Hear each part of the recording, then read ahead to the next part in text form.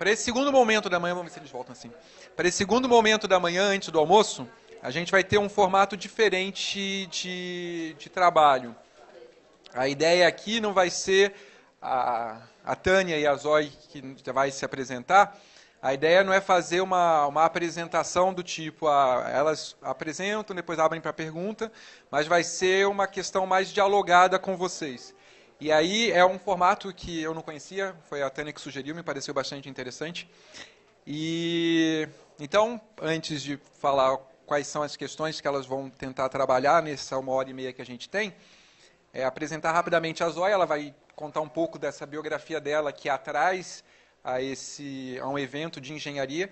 A Zoe é designer e antropóloga, né, professora da Universidade Estadual do Rio de Janeiro, e tem um laboratório na UERJ de design com antropologia, né, ela vai contar um pouco essa experiência também no período da tarde. A Tânia a gente já conhece, também antropóloga, e aí o que eu tinha pensado como questões que elas vão dialogar a partir dos referenciais dela e com a gente, pensei em 3 questões, basicamente. A primeira questão é como o cuidado pode ou deveria se manifestar num projeto participativo ou num projeto emancipador. Essa seria a primeira pergunta. A segunda, o que o feminismo tem a contribuir nisso, que a Tânia até respondeu rapidamente, né, no final do momento anterior, já dizendo que ela falaria mais agora nesse momento. E a terceira questão é qual seria o papel do profissional de etnografia, do etnógrafo ou da etnógrafa, nesse tipo de projeto. Ok? Então, a ideia é elas vão responder a essas perguntas. Vamos primeiro trabalhar a primeira pergunta, abre para a gente poder fazer contribuições, é isso, né? Aí, no segundo momento, vai para a segunda pergunta, abre, no terceiro momento, terceira pergunta, é isso, né? Ok? Então, é isso. A Zoe primeiro vai se apresentar, contar um pouco da história dela, e a gente entra nessa dinâmica. Esse aqui é o seu, né? É o seu microfone. Bom dia. Queria primeiramente agradecer o convite da Tânia e do Cristiano, porque eu acho fundamental que a gente possa conversar, né, entre engenheiros, antropólogos, designers, arquitetos, né? Eu acho que a gente conversa muito menos do que deveria. Então, fiquei muito feliz com o convite, porque a gente precisa conversar. A gente precisa conversar. Então, eu vou fazer só uma rápida apresentação, assim, um pouco da minha trajetória, para vocês saberem de onde eu falo, e a gente vai entrar nas questões, né? Eu sou desenhista industrial de formação, então me formei na Escola Superior de Desenho Industrial da UERJ, né, a ESD, como desenhista industrial, e fui trabalhar no mercado com isso. Sou filha de marxistas, né, pessoas que foram presas, torturadas na ditadura, um arquiteto, uma socióloga, então tem um DNA aí meio sofrido, né, disso, e não fui ser arquiteta, nem fui ser socióloga, fui ser designer e antropóloga, né. Isso também já diz um bando de coisa. E aí eu fiquei trabalhando no mercado como desenhista industrial e achando que cada vez eu ficava mais alienada e mais burra, né. E aí eu resolvi que eu ia estudar, que eu ia voltar a estudar, e resolvi fazer mestrado e doutorado em antropologia. Então, hoje eu sou também antropóloga. E eu fui tentar estudar o que formava o campo do design no Brasil, como antropóloga, porque me encucava muito aquela formação que eu tinha recebido, e era uma coisa que quase que tinha se incorporado, né? Então, eu era desenhista industrial, aquilo estava em mim, mas ninguém muito na faculdade me ensinou a entender por que eu era assim, por que eles estavam me formando assim. Então, o meu processo de me transformar em antropóloga foi para tentar entender como eu tinha sido moldada como designer. Então, um pouco entender o campo no Brasil, como é que se constituiu esse campo, né? A partir de uma perspectiva antropológica. Então, quem eram as pessoas, quais eram as ideias, quais as instituições, como é que foram os encontros. Então, eu fiz um investimento de entender o que estava por trás daquilo que tinha me formado, e nesse processo eu fui me desconstruindo como desenhista industrial, óbvio, né? Porque eu já achava tudo meio estranho. E, ao mesmo tempo, enquanto eu fazia o doutorado, eu fiquei sem bolsa, tem esses momentos sofridos, né? Você entra no doutorado, você, de repente, está sem bolsa e tem que sustentar a família, casa, nananã. Eu comecei a trabalhar como etnógrafa freelancer para escritórios estrangeiros, globais, de design, que queriam incorporar a etnografia em seus processos de projeto. E, então, eu comecei a fazer pesquisa de campo rápida, tudo que a gente, né, é ensinado que não se deve fazer, né, para qualificar projetos de design de empresas gringas. Então, eu fiz alguns projetos para Johnson & Johnson, para Coca-Cola, para empresas assim, grandes mesmo, onde eu tinha que, como etnógrafa, entender a vida dessas pessoas, do público-alvo, né, produzir relatórios etnográficos, interagir com os designers e tentar fazer com que eles entendessem o mundo daquele público-alvo, um pouco naquela chave que o Cristiano comentou aqui, né, na primeira. E eu, então, acabei sendo contratada por uma consultoria de inovação que é de engenheiros. Então, o meu encontro com engenheiros enquanto uma profissional é sendo contratada por essa consultoria que era de desenvolvimento de software e passou a vender também design estratégico de inovação e montou um núcleo de design thinking. Então, tudo eu vivi. Aquilo tudo que você falou que eu vivi na minha trajetória profissional. E eu entrei ali como designer e como antropóloga para poder formular os primeiros projetos, fazer a venda dos primeiros projetos e treinar a equipe de engenheiros, designers e alguns poucos antropólogos que eu tinha ali no momento. E, para mim, foi muito assustador, porque os clientes dessa empresa eram bancos e seguradoras.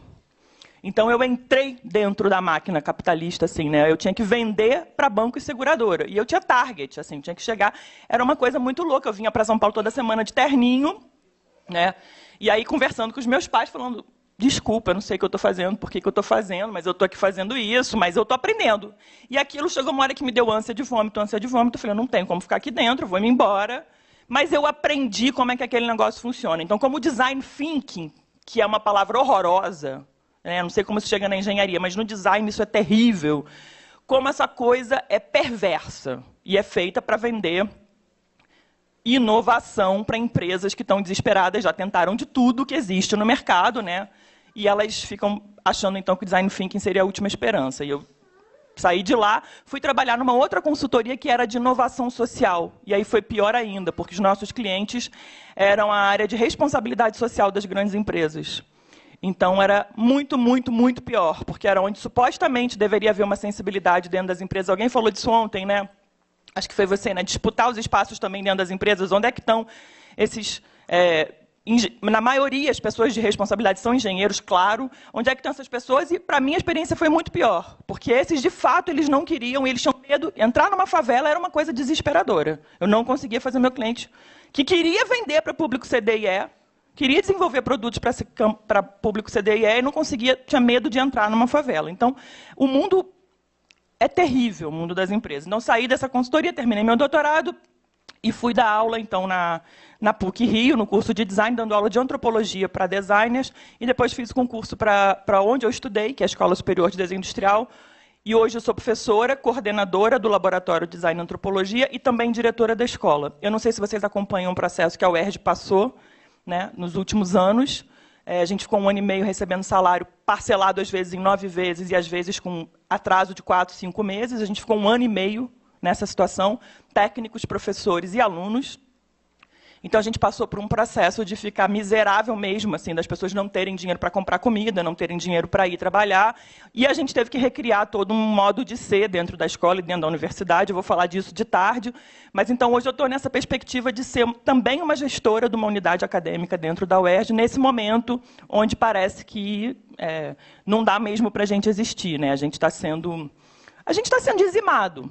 Então, é só para que vocês entendam um pouco de onde eu falo. E no meu laboratório de pesquisa, o que eu estou tentando fazer não é etnografia para projetos, que é da onde eu aprendi a fazer no mercado. É exatamente o contrário. Então, tem todo um referencial de antropólogos que eu leio e com quem eu tenho interagido. Eu tenho feito intercâmbios na Dinamarca, onde o design participativo também, como o Cristiano falou, eu estou há algum tempo indo para lá todo ano, trabalhando com eles. E na Escócia, onde tem alguns antropólogos querendo pensar com os arquitetos, querendo pensar com a arte, querendo pensar com os designers, para tentar imaginar uma outra antropologia possível também nesses processos onde tem projetistas querendo interagir com grupos sociais em loco, né? Indo na casa deles, indo viver com eles, indo trabalhar com eles. Então, são desafios gigantescos que a própria antropologia se coloca, né?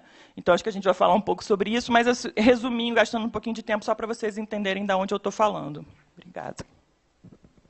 Bom, eu também vou ter a oportunidade de agradecer ao Cristiano quando eu fui convidada para esta jornada. Ele disse para mim se aí alguma pessoa no Brasil com que eu quisesse conversar. E eu acho que isso é uma oportunidade muito bonita para mim. Eu tinha conhecido a Zoe recentemente. Acho que o trabalho que ela tem é muito interessante, tem muitos pontos em contato com o que eu estou fazendo. Então, eu sinto privilegiada desta oportunidade. Então, muito obrigada ao Cristiano, à Bruna, à Laís, ao Celso, por fazer isso possível. Estamos no momento de agradecer todos. Então, nós temos três perguntas. E esta é uma modalidade que a gente está inventando também. Então, a gente vai tentar ir, cada uma, desde o seu trabalho, respondendo a fazer uma abertura para conversar um pouco mais. Então, a primeira pergunta foi: como o cuidado pode ou deveria se manifestar no projeto participativo popular? O que você acha? Não quer começar? Se quiser, eu começo. Bom, quando eu estava pensando nisso, eu achava, para poder responder essa pergunta, a gente tem que imaginar, tem que definir o que é o cuidado. E eu acho que o cuidado, também como muitas coisas, nos estudos feministas principalmente, tem sido compreendido como uma forma de trabalhar, um tipo de trabalho. Cuidado é um tipo de trabalho. Então, cuidado é trabalho de cuidado. E o trabalho de cuidado é um trabalho reprodutivo. Isso quer dizer que é um trabalho que está na base do trabalho produtivo. O trabalho produtivo está está sustentado sobre o trabalho de cuidado. As feministas materialistas vão dizer isso. Então, essa é uma maneira de entender o cuidado. E a maioria dos estudos feministas tem falado disso. Então, quando a gente fala desde essa olhada, como o cuidado pode ou deveria se manifestar no projeto participativo popular, ali a resposta da professora Maria Rosa vai ser muito importante. Então, como deveria? Onde está? A pergunta seria, onde está? Onde está o trabalho de cuidado? Como o cuidado pode ou deveria se manifestar no projeto participativo? A primeira coisa que a engenharia popular deveria se considerar, se perguntar é onde está o trabalho de cuidado? Onde está? Qual é? Quem são as pessoas que estão encarregadas dele? Como esse trabalho de cuidado está sustentando o trabalho produtivo? De que jeito está sendo reconhecido ou não? O que está produzindo esse trabalho? Porque uma das coisas que as feministas materialistas vão dizer é que há estudos que mostram economicamente a contribuição econômica do trabalho de cuidado na economia. Porque usualmente isso não é contabilizado. E é muito. Em termos de horas, de recursos, é muito o que está ali. Então, uma das coisas é essa. Uma das coisas é como deveria ser, deveria ser reconhecido, identificado, valorizado também. Essa acho que é a base. Mas o cuidado, que uma das coisas que eu tento... Há muita literatura sobre trabalho de cuidado. Muita literatura sobre trabalho de cuidado. O que eu acho com essa literatura que tem uma perspectiva desde os estudos de trabalho. Então, eles falam do trabalho de cuidado como trabalho. Mas qual é o cuidado no trabalho de cuidado? Então, eu acho que a outra coisa, quando a gente fala de cuidado, não somente o cuidado como trabalho, mas o cuidado como cuidado. E ali a ideia do ethos do cuidado. Então, o cuidado é também uma forma de ser, uma conduta, uma prática particular, que pode ser e é trabalho, mas não só. Nós só podemos, quando a gente entende o cuidado só como trabalho, então esquece outros valores que estão ali. E quando eu digo isso, não estou dizendo que não seja trabalho, mas que não só é trabalho. E ali eu gosto muito e acho que é muito importante o trabalho de uma cientista política que se chama Joan Tronto, que ela fala, tem uma definição do cuidado que vai ser, que tem 30 anos, acho. mas é muito importante para a maneira em que o conceito de cuidado tem sido apropriado por diferentes feministas e a maneira em que hoje em dia é usado também, desde os estudos de ciência e tecnologia. A definição de cuidado que ela tem, o cuidado é qualquer uma atividade que está orientada ao sostenimento, à sustentabilidade, sim? Sim? Na Colômbia? A sustentação, professor, bem? A sustentação da vida. Qualquer uma. Qualquer uma sustentação da vida tem a ver também com a criação da vida, mas a manutenção da vida, que tem a ver, por exemplo, com todas aquelas, acho para a engenharia vai ser muito importante, para todas aquelas atividades de reparação. Reparação, manutenção, criação da vida. Todas. Não somente aquelas que terão a ver com os trabalhos de cuidado, porque os trabalhos de cuidado, por supuesto que estão relacionados com o sustentamento da vida, mas de uns tipos de vida em particular, umas maneiras de sustentar também. Então, ali, quando estamos falando da sustentação da vida, estamos falando da vida humana, mas não só. Então, ali também a pergunta pelo cuidado ambiental, o que tem a ver com o relacionamento com a natureza, com as plantas, com os animais, outras formas de vida, mas não são também vidas que não são orgânicas. Então, por exemplo, imaginem nesta pergunta sobre como o cuidado pode ou deveria se manifestar no projeto participativo popular. Imaginem esses trabalhos que têm as comunidades de soster a vida de tecnologias que não têm maneira de continuar vivas. Quando eu falo de tecnologia, estou falando de coisas. Coisas que estão rotas, que você tem que manter reparadas porque não tem mais, nós falamos de repuestos, não sei se isso existe. Quando um carro... Peças de reposição. Você olha o dicionário de tradução simultânea que tenho aqui. Peças de reposição que não existem mais porque o mercado não fez mais. Como as comunidades conseguem manter a vida dessas tecnologias no software? É muito comum, computadores que o software já não corre mais. Como você consegue manter a vida dessas coisas para não voltar lixo, né? Para que elas não morram. O trabalho de reparação, de manutenção, de manter a vida das coisas, dos humanos, dos seres vivos mais que humanos. Então, essa é uma ideia em que eu acho que o cuidado entra também, não somente como trabalho, mas como uma perspectiva.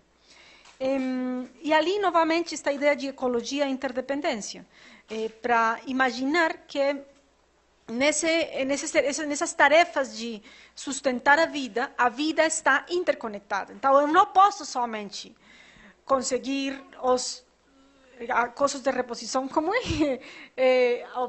foi? Reposição. Peças, não somente conseguir custe o que custe peças de reprodução para manter a vida desse computador que não está, não, mas eu tenho que imaginar quem está fazendo essas peças, com que material está fazendo, como está fazendo, estou pagando bem? Então, aí compreender a ecologia, as relações de interdependência que há nesse processo de sustentar a vida, que são trabalho, que dá trabalho, sustentar relações dá trabalho, mas não só, também gera outras coisas, gera afetividades de outro tipo. Então, essa seria a primeira resposta que eu daria para essa pergunta sobre como o cuidado pode ou deveria se manifestar no projeto participativo popular. Boa, eu vou tentar, anotei umas coisas aqui. Eu gosto muito e tenho trabalhado também muito próximo de um antropólogo britânico que chama Tim Ingold, que é um cara que está tentando chacoalhar a antropologia. Ele está muito incomodado com a antropologia. Eu tive com ele agora 40 dias lá na Escócia e tenho lido ele muito e tal. E algumas das coisas que ele fala assim, a gente tem que pensar na antropologia como educação da atenção e como uma disciplina orientada por uma ética do cuidado. Então, educação da atenção não é que a gente, como educador, é a gente sempre como um aprendiz, né? A gente vai a campo, a gente vai interagir com esses grupos sociais diversos, outros que não nós, né? A gente sempre está aqui no comum, saindo da academia, alguns dos casos, mas o que ele fala é a gente está ali para aprender com essas pessoas e aprender a estar atento ao que é importante para elas, ao que elas sabem, né? E isso tem que estar orientado por uma ética do cuidado. Então, aqui eu fiquei pensando em algumas das coisas que ele e outros cientistas sociais falam. O Bruno Latour, naquele livro dele super famoso, Jamais Fomos Modernos, né? O Bruno Latour é um filósofo que estuda a produção de ciência, né? Então ele vai fazer etnografia de laboratório, é muito curioso, né? Ele não vai etnografar índio, nem quilombola, ele vai etnografar cientista, né? Então ele vai tentar fazer etnografia dos modos de produção da ciência de dentro, observando os cientistas em laboratório. É um projeto bastante ousado, né? Está tentando subverter a lógica. Quem é que pode ser observado e quem que observa? Então, ele parte disso e ele vai discutir a modernidade. Bom, é um cara super famoso e tal. Nem sou laturiana, mas nesse livro, Jamais Fomos Modernos, ele fala uma coisa muito importante, né? A modernidade, ela prometeu que a gente era separado, né? Ela argumenta que tudo estava separado. E, na verdade, na prática, nenhum dos modernos nunca separou tudo tão direitinho, né? Os domínios da vida, da ética, da moral, da religião, da política, essas coisas. Se a gente for se tiver um olhar mais cuidadoso, nada estava separado. Então, isso é muito importante da gente considerar, porque eu vi também nas discussões aqui, isso é uma coisa que a gente discute o tempo inteiro, a gente acha que a gente já parte de um outro lugar. E aí o Ingold, esse cara com quem eu tento interagir muito, porque ele me faz pensar muito sobre o que eu quero pensar, ele fala, nós somos todos habitantes do mundo, ponto. O que a gente tem em comum com todo mundo é a nossa diferença. Todo mundo é diferença. Ele fala, só existe encontro possível porque há diferenças. Então, o que tem de comum não é somos todos iguais, é somos todos diferentes. Porque somos todos diferentes, a gente pode conversar. Porque um tem coisa para dar para o outro, sempre, né? As pedras, os edifícios, as cidades, as folhas, as pessoas, né? Então, se a gente parte desse princípio de que não estamos fora, nós na academia não estamos fora, é difícil para a gente acreditar nisso, né? A gente tem que fazer ciência de fora, né? E aí ele fala, conhecer é sempre conhecer de dentro. Então, o corpo está sempre envolvido, os afetos estão sempre envolvidos, as minhas limitações ou potencialidades da minha situação de origem, de classe, de gênero, de bababá, bababá, está tudo sempre em jogo, na relação. Então, ele fala, uma ciência social que esteja atenta e cuidadosa para essa dimensão de que tudo é vida, ela vai prestar atenção nas relações.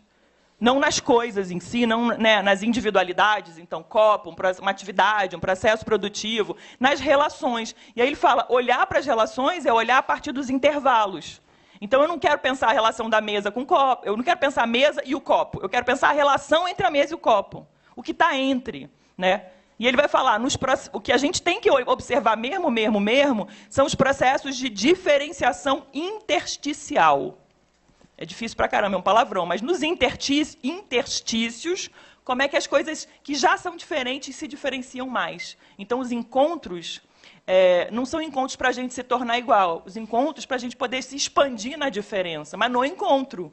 É difícil pra caramba, porque a gente acha que o objetivo deve ser sempre chegar a consenso, solução, né? Aquele quadro que você mostrou ontem, tinha um quadrão, aí depois faz a síntese, aí identifica o problema, né?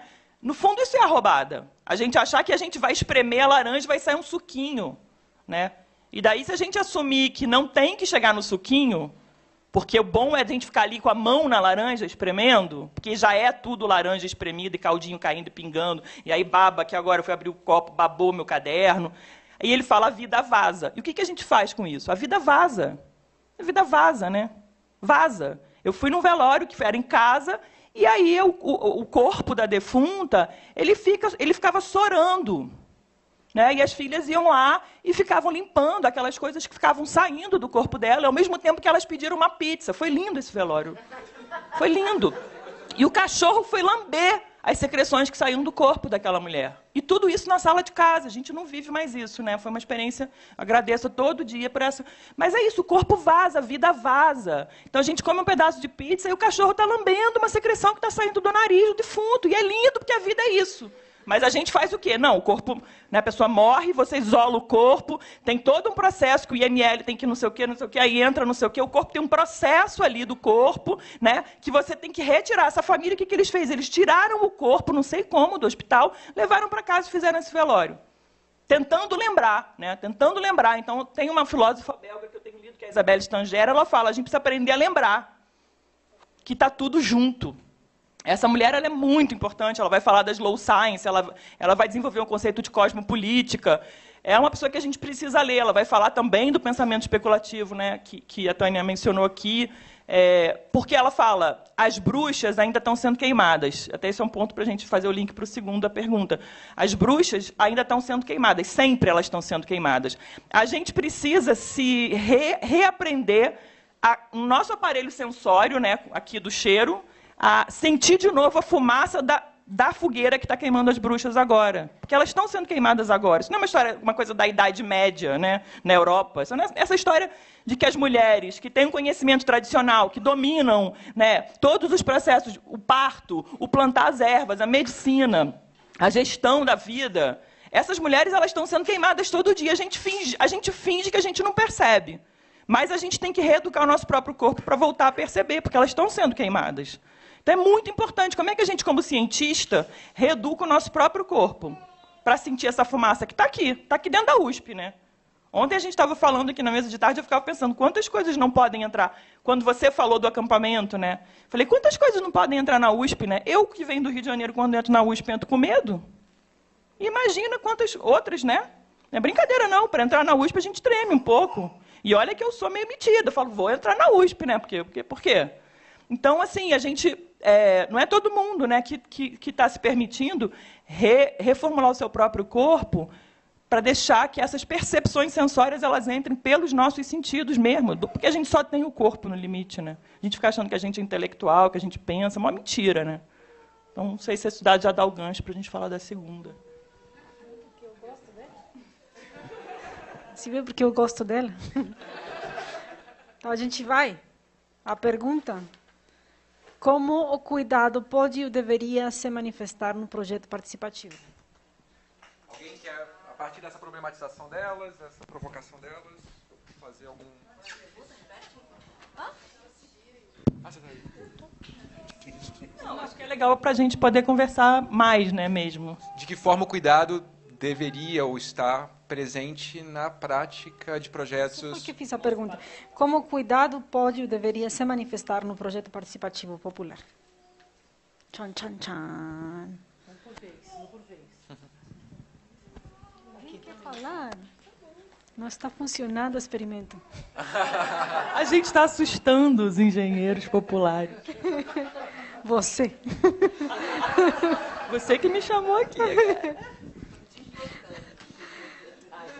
Então, eu vou, se você não quer, eu vou continuar aqui com a... Eu estava pensando uma coisa, quais são os sentidos que aqui não está nada planejado, somente o que ela diz. Aprender a sentir, aprender que os sentidos estejam abertos. Então, eu imagino, quais são os sentidos que a gente pode ativar, como eu, no trabalho que eu tenho, como ativei esses sentidos, porque uma das coisas que para mim é importante, nisso que eu falava do cuidado, é que o trabalho cuidadoso, esse imaginar que estamos dentro da vida e que nesse sentido temos que trabalhar com cuidado, isso significa que a gente tem que soster a vida. Nós somente temos que procurar que seja sustentada, mas a gente todos tem que sustentar a vida. Ninguém pode escapar o cuidado. Reconhecer que nós todos precisamos de cuidado e precisamos cuidar. Não somente uma via. Não somente os meninos precisam de cuidado, os meninos também cuidam a mãe, de alguma maneira.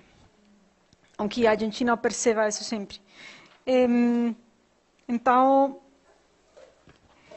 pensando nisso, eu imaginava esta ideia de aprender a reeducar os sentidos. Então, eu imaginava a escuta. Porque uma coisa que acontece muito importante nas ciências sociais é que a gente está acostumada a falar. A gente fala, escreve. Escrever é uma maneira de falar. Então, você expressa, dá conta da realidade, escreve, faz coisas. Mas eu acho que um dos sentidos que a gente tem que treinar é a escuta. Muitos dos estudos sociais estão centrados na palavra, o discurso, os estudos discursivos, os estudos de linguagem, Mas o que acontece com a recepção? Essa ideia, recepção não é uma boa palavra, mas essa ideia de escutar.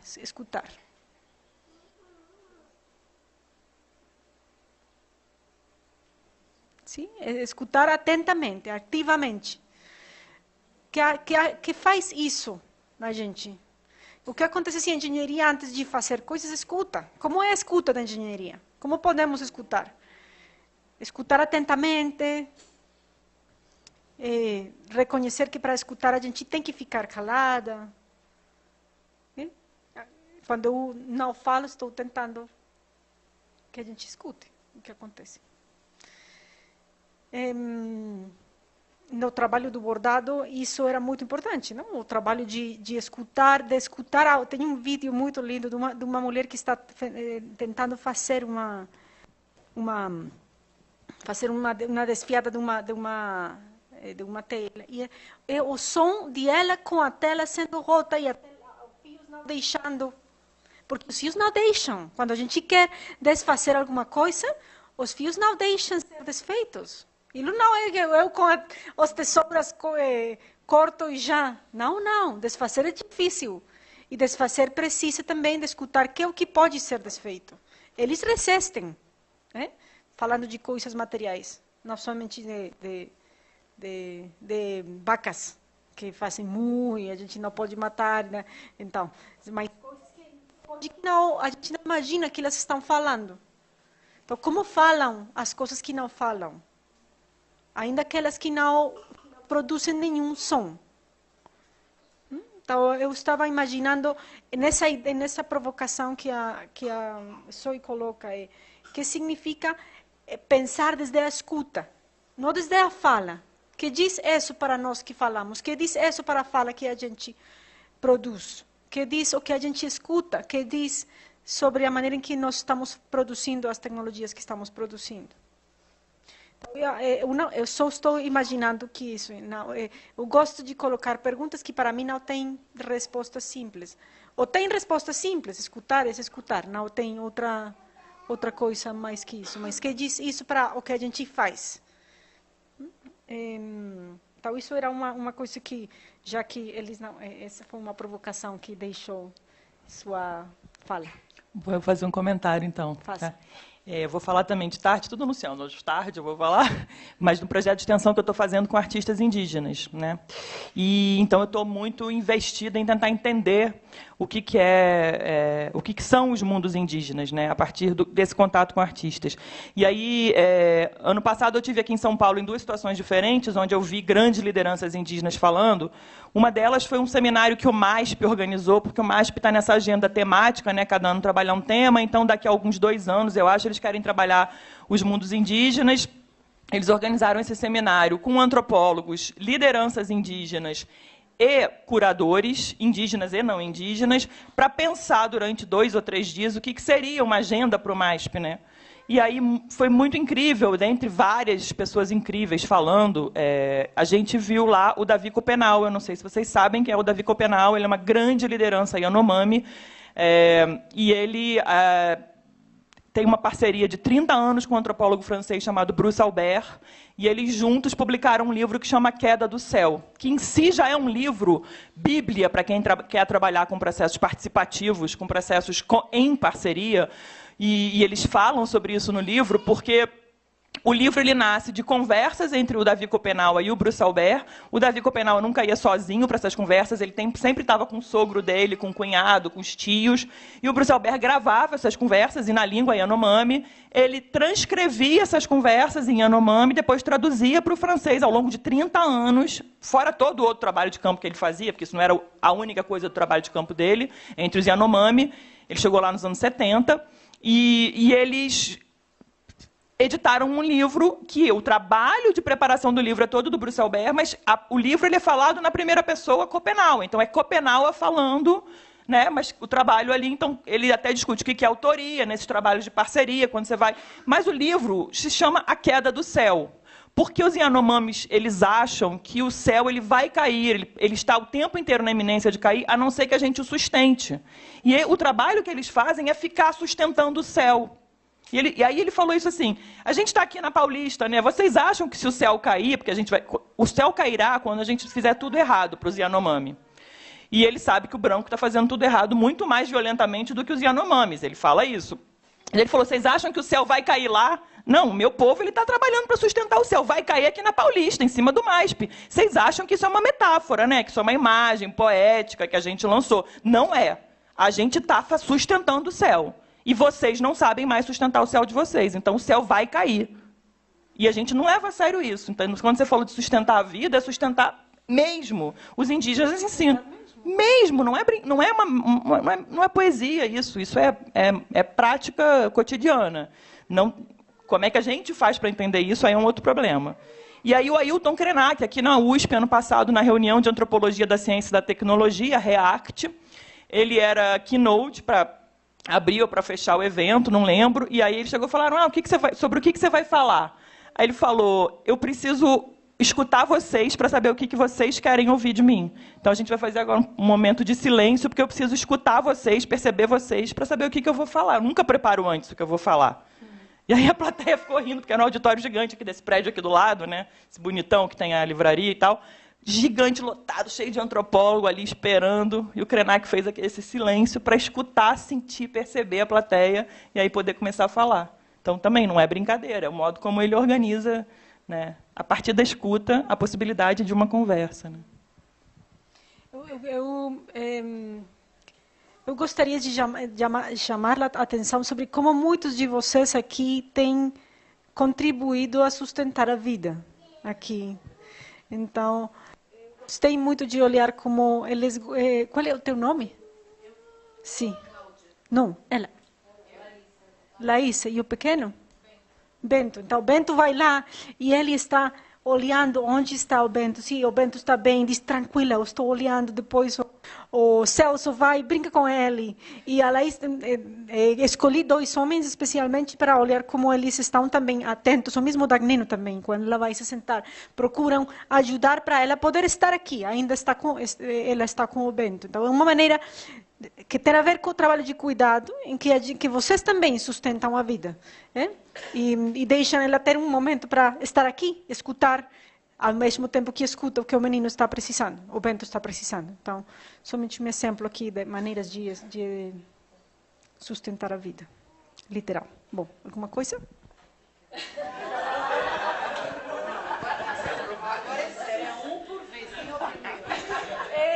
Foi o primeiro, foi...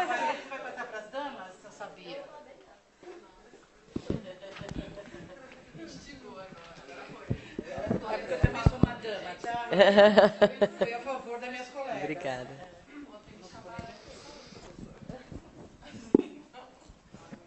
Vou pedir para falar sempre os nomes que é transmitido ao vivo. Tá. Bom, sou Fernanda. Maravilhoso, né? Muito bom, assim, esse deslocamento, né? Pra gente, muito legal mesmo. Estou adorando. Eu queria, assim, fazer uma pergunta, provocação, assim, ver como é que vocês conseguem ajudar a gente a pensar sobre isso. Porque eu acho fundamental essa coisa da gente reeducar, sei lá, se é melhor para o nosso corpo, né, para os sentidos. Eu acho que a gente está, assim, muito distante, né, de uma coisa que tem a ver, sei lá, com instinto, sei lá o que é, né? A gente não sente cheiro nenhum, principalmente a gente que mora em cidade grande. A gente não ouve nada, né, com o barulho das cidades. A gente não escuta mal. É uma tragédia os nossos sentidos, principalmente os de captação e percepção, né? O que a gente coloca para fora, a gente da academia, em geral, tem menos barreira, né? Mas, então, eu acho isso fundamental. Agora, eu fico pensando assim, né? Porque a gente está falando disso, né? Desde ontem, isso faz parte da construção da Repos, né? A Repos é uma rede, como a Laís falou, né? Que se encontra, se sustenta, se constrói por uma perspectiva de ação, né? Tem a coisa da extensão, tem a coisa da transformação, do encontro com os movimentos sociais, pesquisação, né? Então a gente então ela não é, a princípio, a gente não sabe o que ela é, a gente está formulando, né? Mas ela é menos uma ideia de reflexão e de formulação teórica e muito mais uma ideia de construção de prática, né? De se colocar mesmo no campo da ação, junto com os grupos populares, né, e por aí vai. E o que também é uma marca da engenharia, né? O que a gente pretende fazer é meter a mão na massa e fazer alguma coisa que, obviamente, que sirva e tal, né? Então, em algum momento, não sei se dá para fazer essas coisas juntos, sabe? Tem uma hora que a gente tem que parar de escutar para formular algum negócio, que com certeza é um processo cíclico, que aí a gente vai errar, a gente tem que experimentar, a gente está experimentando o tempo todo, né? Eu não sei se se em algum momento a gente tem que parar de escutar para tentar fazer alguma coisa, e depois a gente escuta de novo, ou se essas coisas acontecem juntos. Como é que a gente faz uma mediação entre a escuta, né, e a ação? É por aí? Não sei. Eu sou a Laís.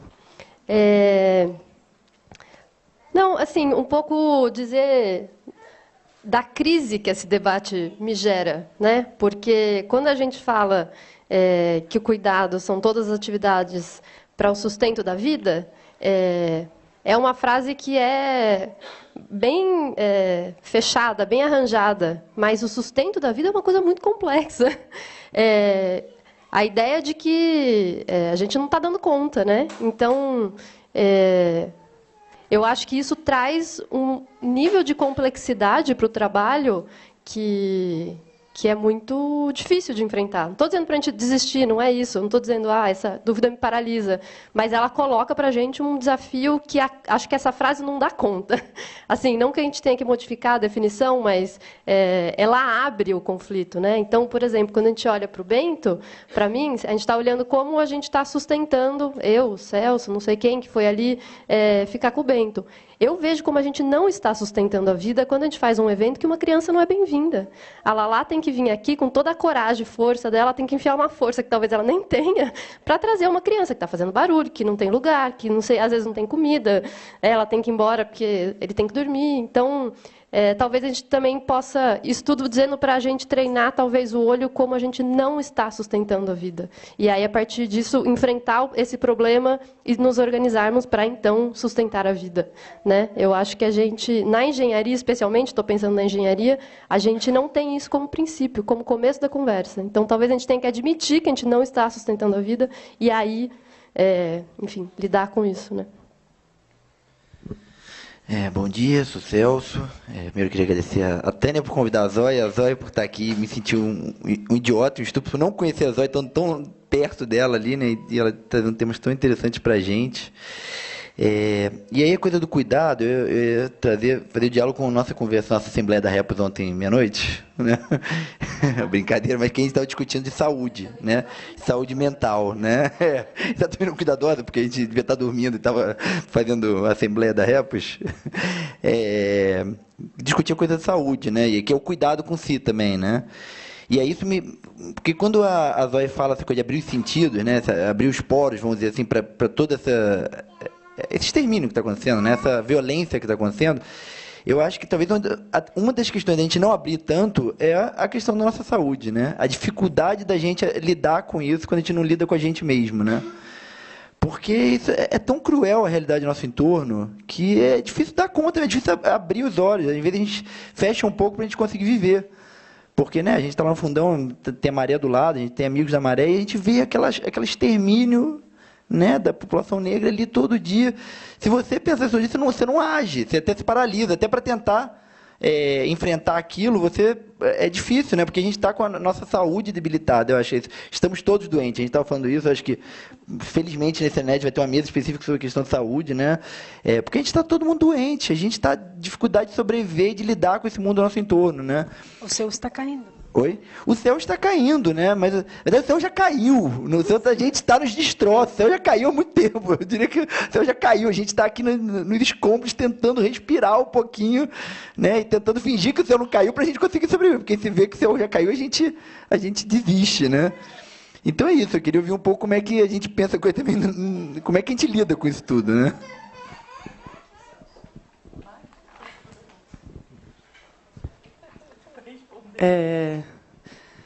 Gente, estou adorando esse debate, que incrível. Eu acho que talvez eu vá fazer uma pergunta mais específica, uma pergunta para vocês. Tânia, essa definição de cuidado que você traz, né? Essa primeira sobre o trabalho de cuidado e depois o cuidado como uma perspectiva né? E aí você fala essa coisa da sustentação da vida. Acho que talvez a pergunta passe um pouco pelo que a Laís falou, né? O quanto isso complexifica essa coisa de reparação, manutenção e criação. Ontem, quando a gente estava refletindo, eu estava falando sobre o processo de constituição da Refos e dos ENEDs, eu estava falando, e aí ajuda, acho que a pergunta que eu quero para vocês é em termos, talvez, teóricos, né? Eu estava falando um pouco do papel dos afetos na sustentação do que são os ENEDs e a Repos, né? E aí eu chamei de afetos. E aí essa é um pouco minha pergunta para vocês. Porque, na maneira como eu vejo, o que acontece é que há uma maneira, e aí eu vou usar a palavra cuidadosa, através da qual a gente constrói os processos, media as conversas e está num lugar como esse de diálogo, né? E aí eu queria entender um pouco melhor se essa é uma dimensão do cuidado, a maneira como a gente cuidadosamente se coloca, a maneira como a gente fala, a maneira como a gente faz perguntas, porque acho que essa é uma dimensão muito importante, né? Eu trouxe um exemplo que a Fernanda se colocou numa assembleia em que o que aconteceu foi que, a partir do momento que alguém se colocou nesse espaço de maneira não cuidadosa, gente, todo mundo se incomoda, todo mundo sente, todo mundo, né? O espaço não é para isso, então eu percebo que isso é algo que nos organiza. As colocações mais violentas, não cuidadosas, elas afetam os nossos processos. E a gente se mobiliza a partir disso, entendeu? Para sustentar, para manter um lugar e um espaço de relações cuidadosas. E aí eu faço essa confusão. O que é cuidado, o que é afeto? A gente pode pensar, cuidado, cuidadoso, né? De que maneira? Porque eu acho que isso é parte da política da Repos, para mim. Né? Eu acho que essa é uma dimensão importante de se pensar em engenharia popular. Eu acho que tem uma dimensão do que é a relação com os grupos, né? Da maneira como a gente entende o cuidado na nossa vida, mas também na maneira como a gente cuidadosamente pode construir os espaços, né? Então, não sei se isso é uma perspectiva. Queria escutar vocês. Posso colocar uma pergunta para os palestrantes? Pensando numa engenharia popular, né? Trabalha com comunidades, né? O que vocês identificariam como cuidado ali? Quer dizer, como profissionais que vocês são, né? Estão inseridos numa realidade onde vocês pretendem auxiliar pessoas, né?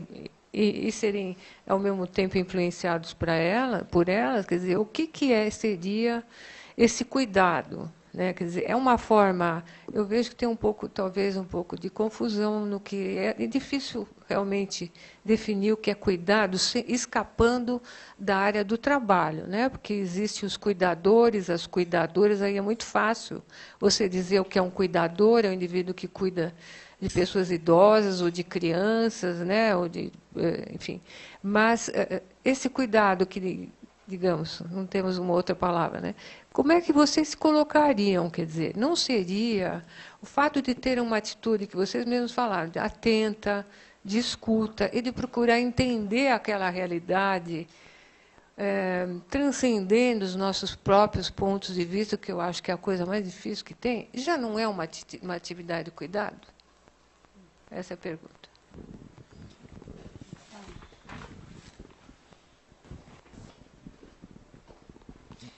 Eu gostaria de começar imaginando essa ideia da escuta. Quem foi? Acho que foi a Fernanda. Como é diferente entre quando escuto e quando faço. A ação, escutar. Eu diria, não, é que escutar é uma ação. Você não pode distinguir quando faz uma coisa e quando faz a outra. Não, quando está escutando, está fazendo. Aí é uma ação. Você não distinguir, tentar dividir, acho que é um dos problemas do pensamento ocidental em que todos nós estamos educados.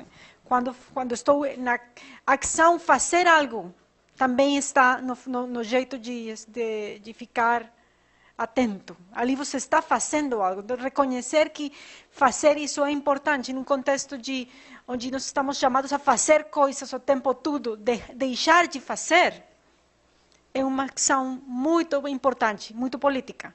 Eu acho que no que a gente falou faz pouco em termos das pequenos actos, não sei como se diz, os pequenos actos de escutar, de estar com o outro. Então, e ali eu conecto com um pouco do que a Laís estava dizendo. Eu acho que a gente tem que também reconhecer que a gente está cuidando, e que não estaríamos aqui se não existisse o cuidado. Também não significa isso que o tempo todo seja cuidado. Também quando a gente cuida umas coisas, há outras que não cuida. Não podemos cuidar todo, porque isso seria também uma entrada um pouco divina da coisa. Todo está cuidado, controladora, né? Então, você sempre decide que coisas cuida, quais não. E tem que se responsabilizar também do descuido. Quando a Bruna está aqui e a Manu está lá, ela não está com ela, mas alguma coisa acontece. Ela não pode controlar o tempo todo a sua filha. Então, quando a gente não cuida, também está cuidando outras coisas. Então, é sempre é parte do processo da vida mesma. Eu imagino, faz pouco tinha uma conversa com um homem que faz trabalho corporal. E trabalho corporal, e lá ele dizia, a gente chega aqui procurando ser feliz. E ele dizia, não, esse não é o trabalho. O trabalho não é ser feliz, o trabalho é ser, existir. O trabalho é estar ali. Então, o trabalho não é somente quando a Zoe diz que os Yanomami estão sustentando, o trabalho dele é sustentar o seu. Não é que eles, em um momento dado, conseguiram que o seu esteja sustentado e já não sustém mais. Não, eles sustentam o seu o tempo todo o tempo. Então, a gente cuida, quando cuida o tempo todo. Não é que possa decidir agora não, agora sim. Então, acho que isso é importante na ideia esta mesma da ação. Da ação, nós estamos sustentando a vida. Como? Reconhecer que estamos, não somente na carência, não estamos, nunca faço. Então, a gente começa a imaginar todas as coisas que não estamos fazendo, a gente está. A Bruna deu exemplos muito importantes da maneira em que vocês estão sustentando a vida da rede. A forma em que vocês estão cuidando a rede também. Não somente que eu ali volto outra vez, não que o cuidado não seja trabalho. Eu não estou fazendo uma distinção entre trabalho de cuidado e ser cuidadoso. Mas ser cuidadoso implica trabalho, implica trabalho, mas não é só trabalho. Eu acho que isso em termos da maneira em que a gente compreende as categorias. Eu lembro a primeira vez que eu falei disso com uma colega feminista que foi muito importante para os estudos do trabalho e do trabalho de cuidado, que é a Luz Gabriela Arango. E ela não conseguia imaginar se o cuidado é mais que trabalho, então, que é um pouco a pergunta da Maria Rosa. Quando a gente coloca essa maneira de olhar as categorias que não são reduzidas, não são somente isto, e não podem ser isto ou outro, mas uma coisa um pouco mais embarulhada. Dizer aqui? Não. E nesse contexto, a pergunta do Celso do cuidado e autocuidado vai ser muito importante, porque a gente, desse jeito, como cuidar, a gente está com uma ideia de cuidado que é muito maternal, onde usualmente a madre, eu não sou madre, mas a madre está tão preocupada pelo filho que esquece dela. Esquece de quem é. Muitas crises nesse processo de maternidade, onde eu tenho que deixar de lado muitas coisas que eu faço, porque o primeiro é a vida do menino. Então, quando nós nos preocupamos como cuido, também nesse processo eu esqueço que eu existo. Então, os cuidadores também precisam de cuidado. E ali aparece também essa ideia da ecologia, onde o cuidado também está conversando com o sujeito que está cuidando.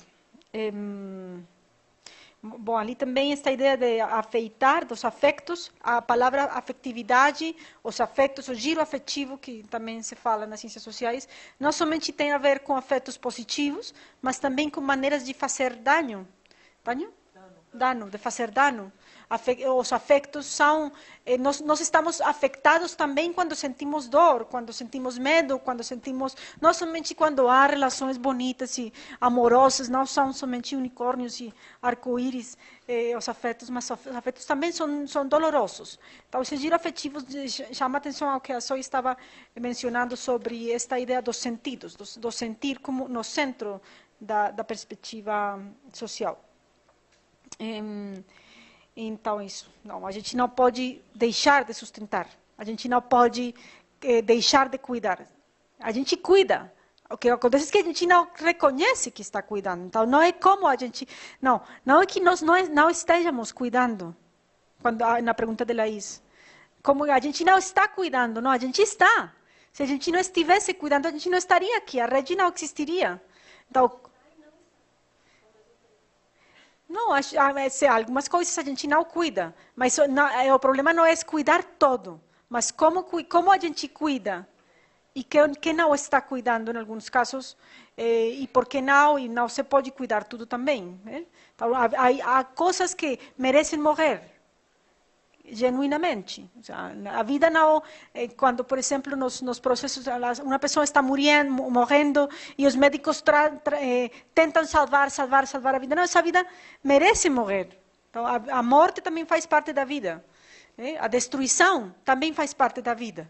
Não somente vida porque sim, e toda a vida precisa ser sustentada, não. O céu precisa cair, porque a gente precisa aprender como sustentar o céu.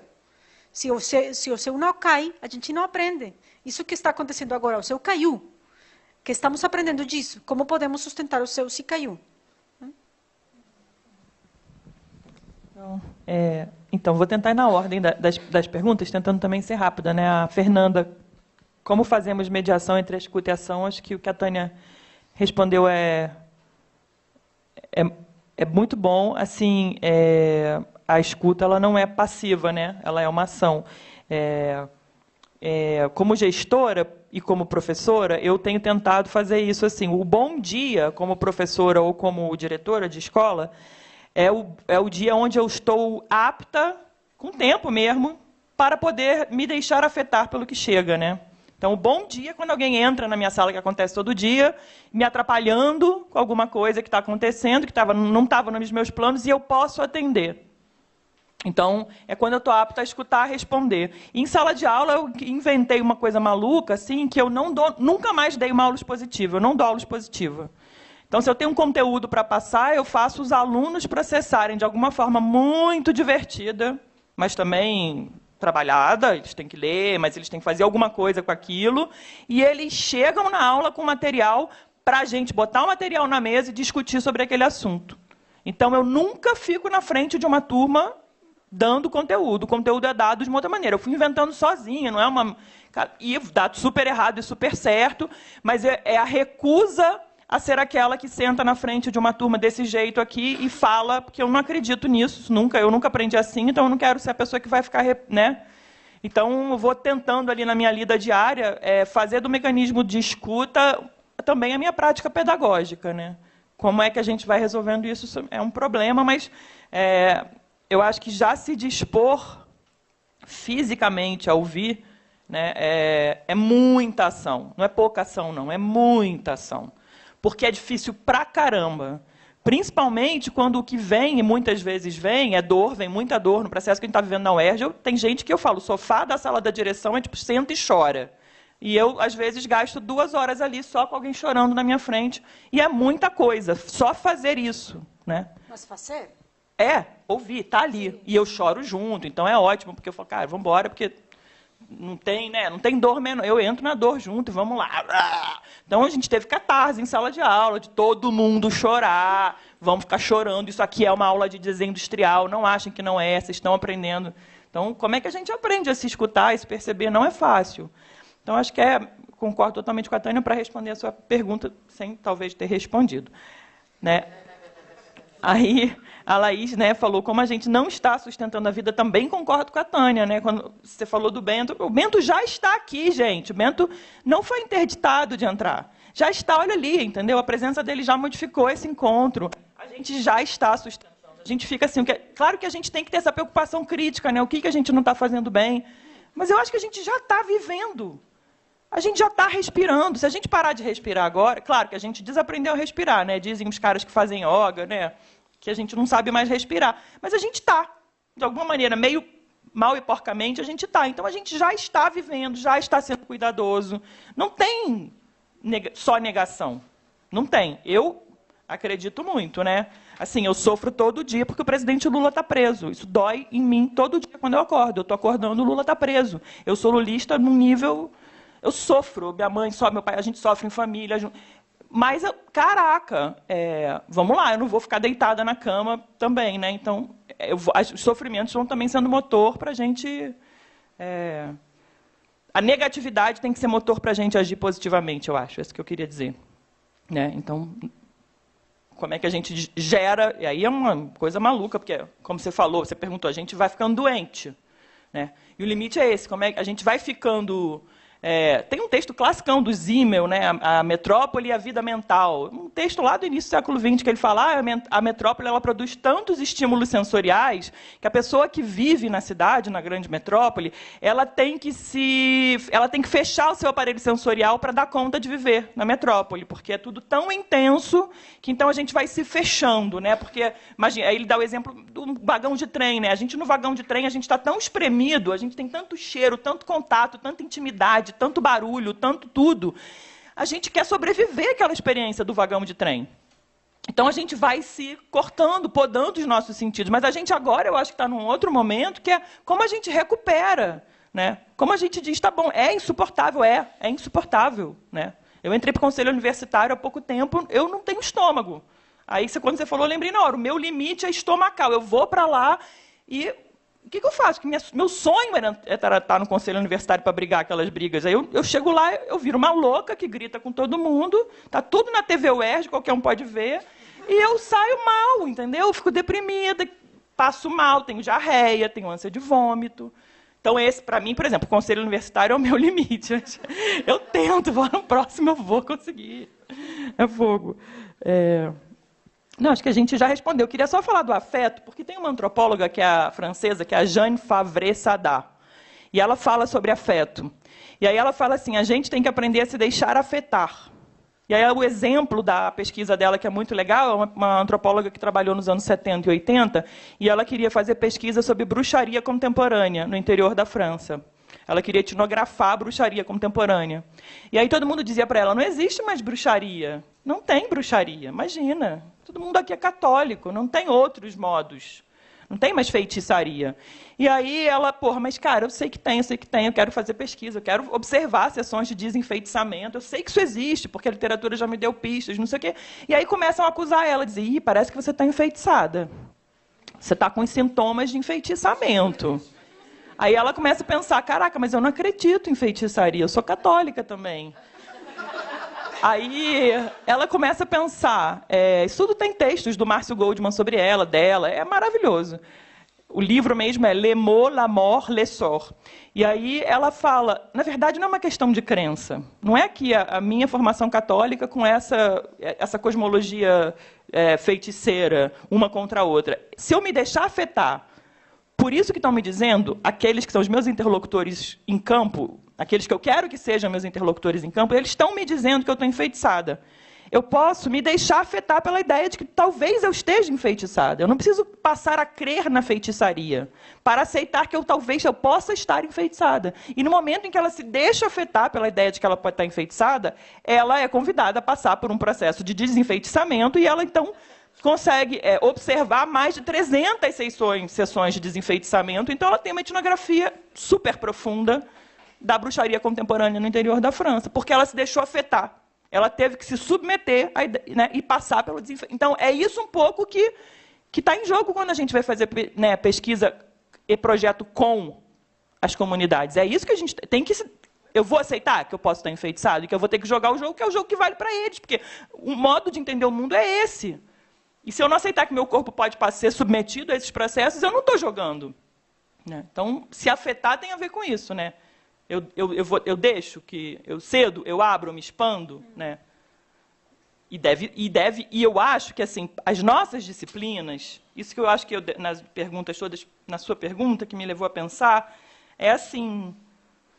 A gente tem que expandir os modos de fazer a disciplina, os modos que sejam ainda reconhecidos. Né? Então, assim, o nosso trabalho, ao fazer todo esse investimento de fazer uma engenharia menor, aí usando os termos de Deleuze e Guattari, né, para falar de uma literatura menor, uma engenharia menor, um design menor, uma arquitetura menor, uma antropologia menor, que foge ao modelo hegemônico instituído, ao que é reconhecido na área, a gente vai fazer esse esforço, e aí, claro, cria-se essas redes de solidariedade, de cooperação, de pensamento, a partir de experiências práticas, porque acho que é isso, eu acho que a universidade ela começa na extensão e tudo tem que acontecer a partir da extensão.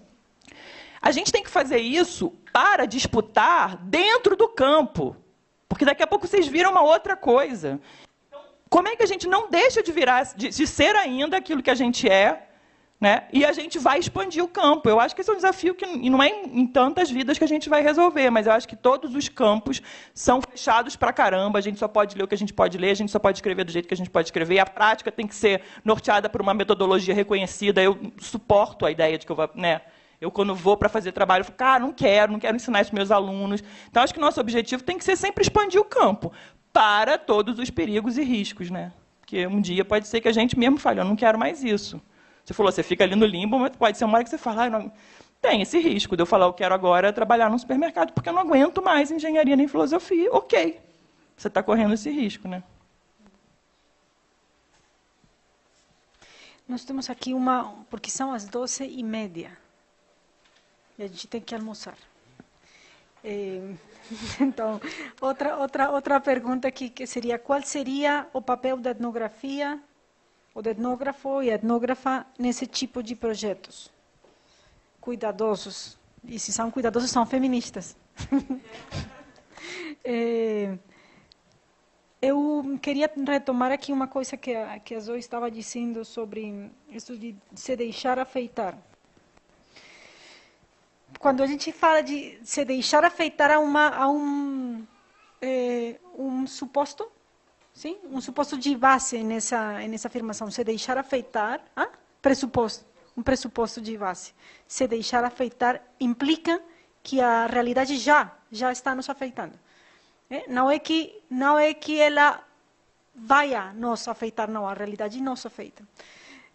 Interessante, porque nesse trabalho de projetos participativos, sim, assim que você fala, pesquisa participativa, nos anos 70 também, o Falsborda na Colômbia, esse trabalho do popular, da educação popular, tem uma tendência, sim, a imaginar que os engenheiros populares trabalhem com as comunidades, os sociólogos também, no caso do Falsborda, os antropólogos também na corrente participativa. Nós vamos trabalhar para afetar as comunidades, para conseguir que elas se emancipem da realidade. E ali há uma ideia de que nós afetamos as comunidades. Isso é uma corrente aqui desse trabalho sobre o participativo e o popular. Os estudos sociais da ciência têm falado também de como a pesquisa afeta aquilo que está construindo. Então, John Law fala disso também muito. Então, a gente, não somente quando a gente constrói relatos sobre a realidade, a gente está construindo a realidade. Quando vocês fazem de tecnologias sociais, você está modificando a realidade também. Sim? Então, a pesquisa afeta a realidade. Intencionalmente ou não. Quando eu faço um projeto participativo, estou procurando afetar a realidade. Quando o Freire fez o trabalho, queria empoderar as comunidades para elas conseguir um lugar de poder para mudar as condições de exploração em que elas estavam. Tá? Então, uma ideia de intencionalidade. Mas isso acontece ainda quando a gente não quer. Ainda quando nós não queramos mudar a realidade, nós mudamos a realidade. Então, a gente tem que se fazer responsável disso que a gente faz. Se eu sei que eu mudo, como mudo? Como sou responsável dessa mudança? E ali, essa ideia de que a Zoe traz ao começo da sua apresentação, não lembro com quem você estava conversando quando você diz, nós fazemos parte do mundo. Então, quando eu faço crítica social, eu tenho que fazer a crítica social sabendo que eu sou parte do mundo que estou criticando. O mundo que eu critico, ainda quando é o capitalismo, é parte do mundo em que eu estou. Então, se eu faço a crítica, como faço a crítica para que a crítica não destrua todo, em espanhol, não destrua todo, mas seja capaz de refazer aquilo que está destruindo. Então, há uma filósofa que eu gosto muito, ela vai dizer como a gente consegue dissentir desde dentro da crítica. Não desde fora da crítica, mas desde dentro. Isso é uma direção. Mas a outra, que a questão está agora falando aqui, a gente afeta a realidade, mas a realidade também afeta. Então, como não somente como conseguir, para eu conseguir deixar afetar pela realidade, eu preciso compreender como a realidade está afetando. Então, no trabalho que eu fiz sobre o bordado, uma coisa que para mim foi muito importante era dimensionar como a etnografia estava sendo afetada pelo trabalho de destruição cuidadosa e remendo do calado. Não somente entender que o calado era uma maneira de destruir uma infraestrutura e reconstruir ela depois, tecendo uma infraestrutura diferente, mas como nesse processo eu também estava sendo transformada. Ainda que acho que um passo anterior a me deixar transformar é reconhecer que há uma transformação que está acontecendo comigo. Então, ali, no caso particular da etnografia, eu gostaria também de trazer de presente que a engenharia, a etnografia, o feminismo, todas estas coisas que a gente fala, tem muitas caras, sim? Tem muitas faces, tem muitos lados. A etnografia é uma prática colonial, tanto como a engenharia também o foi. Então, a gente, quando está falando de engenharia popular, está em um lugar tem que reconhecer que é uma produção de saber que está inserida. E aí, quando a pergunta do Dagnino é muito importante, pode ser engenharia popular? Pode, é possível. A gente pode fazer engenharia com as pessoas, mas pode ser engenharia popular. Que implicações tem isso quando a engenharia está inserida na produção capitalista? Em si mesma, essa estrutura. Vocês fossem educados nesse contexto. Desde ali que a gente tem que fazer a crítica. A gente não está fora, vocês não estão fora desse contexto. Vocês fossem produzidos como engenheiros em um contexto de universidade. As universidades também, a educação também é um processo de... como se diz isto? Um processo de fechamento de mentes, educação. A instituição educativa foi criada no momento também da Revolução Industrial. Antes disso não tinha educação, escolas, o processo escolar. Todas essas instituições em que a gente está são instituições que são produzidas e produzem o capitalismo. A gente não pode dizer, não mais capitalismo, estamos na universidade. Estamos aqui neste espaço, estamos produzidos por isso também. A escola, a engenharia, a antropologia, são práticas que têm na base processos de exploração, de colonização e outras muitas ações aí, patriarcado também, se você quiser. Então, a antropologia, a etnografia é principalmente uma prática colonial, capitalista depois, entendendo que o capitalismo é possível pela colonialidade. Não são coisas diferentes. Então, o exemplo que a Zoe estava dizendo, no caso da etnografia, não é muito diferente do que o Malinowski fazia quando ele foi no seu trabalho seminal da etnografia.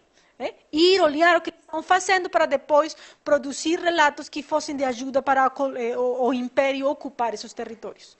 Isso mesmo que ela fez em seu trabalho de etnografia de mercado. A etnografia é isso, mas não é só isso, pode ser outra coisa, mas é desde ali que a gente tem que imaginar outras possibilidades.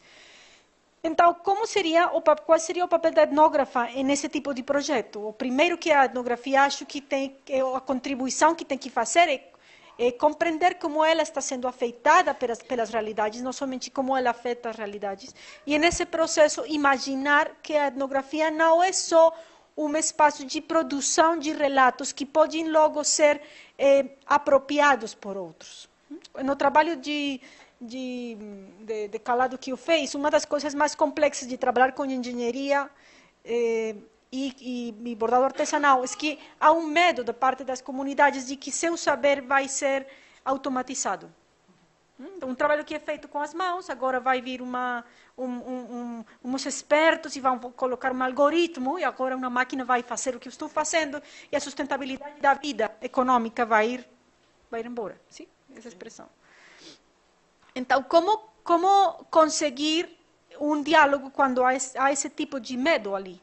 E o que a etnografia pode fazer? Eu, como etnógrafa, poderia fazer uma aproximação mais funcionalista e contribuir a descrever os movimentos das mãos das mulheres que estão fazendo isso. Mas se eu descrevo os movimentos, depois isso pode mais facilmente convertir-se em um número, um algoritmo, e depois uma máquina fazer.